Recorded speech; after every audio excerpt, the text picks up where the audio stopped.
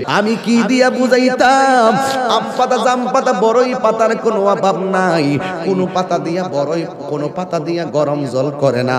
বড়ই পাতার পানি দিয়া কেন গরম জলটা করে? আম পাতা কি দোষ করলো, জাম পাতা কি দোষ করলো? বড়ই পাতা দিয়া কেন গরম জল করা হয়? এই কথা দিয়ে কোনো মৌলবি কয় না। লাল কাপড়, নীল কাপড়, হলুদ কাপড়, কত কাপড় দেখলাম। কবরের কাপড়টা কেন ভাইজান সাদা? এই সাদা দিয়া কেন দাফন করা হয়? এই কথা দিয়ে পৃথিবীর কোন মৌলবি কয় না রে। এ আমার যুবক,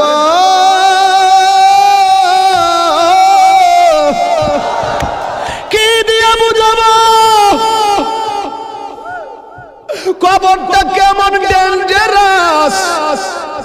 কি দিয়া বুঝাবো মরণটা কত কঠিন?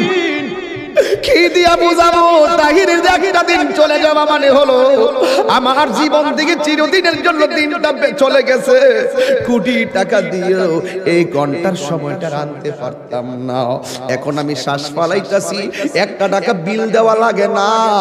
নদীর পারে হাওয়া খাই, বিল দেওয়া লাগে না।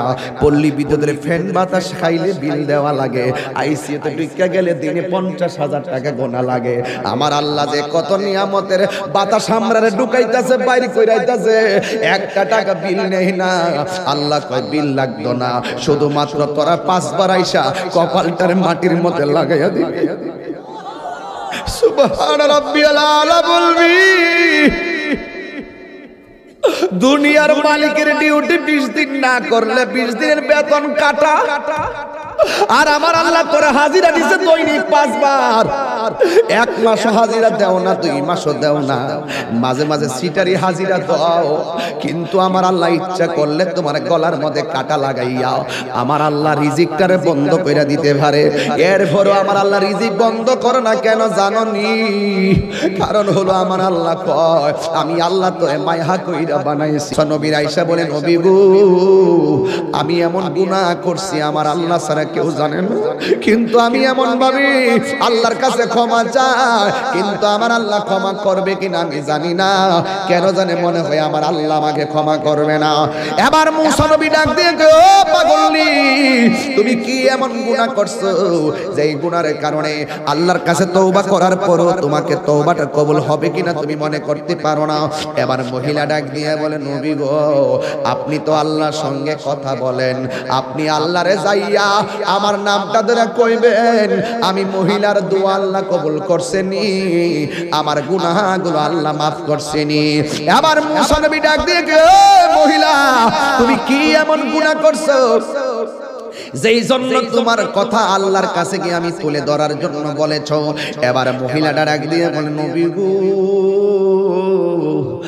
আমি একটা অন্যায় করছি।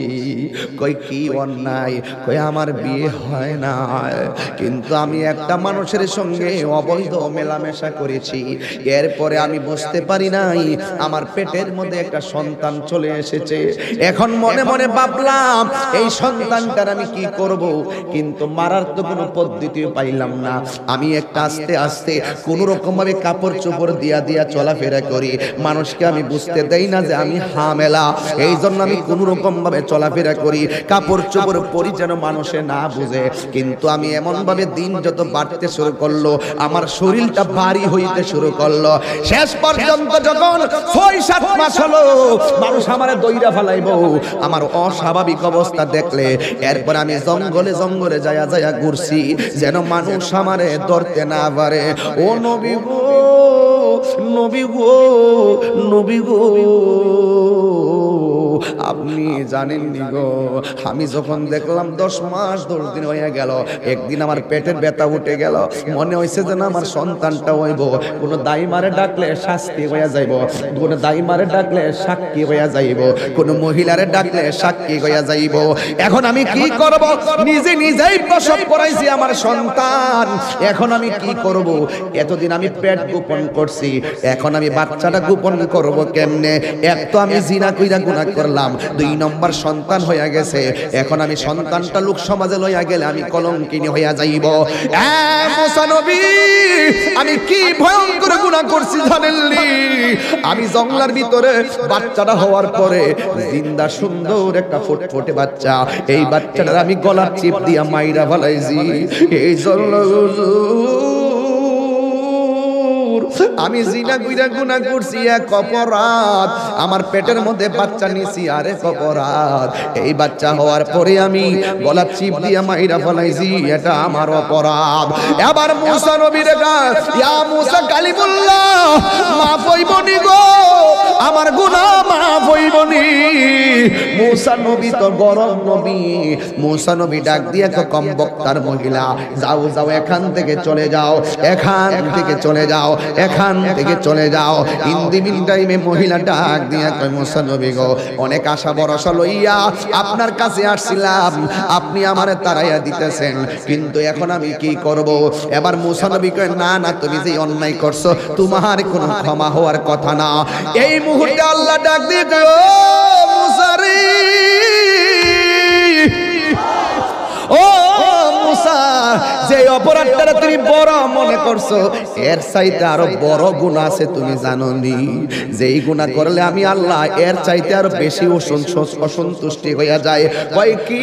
কয় যারা ইচ্ছা কইরা নামাজ চাইরা দেয়, ওই বান্দার উপরে আমি আল্লাহ এর চাইতে বেশি বেজার হইয়া যায়।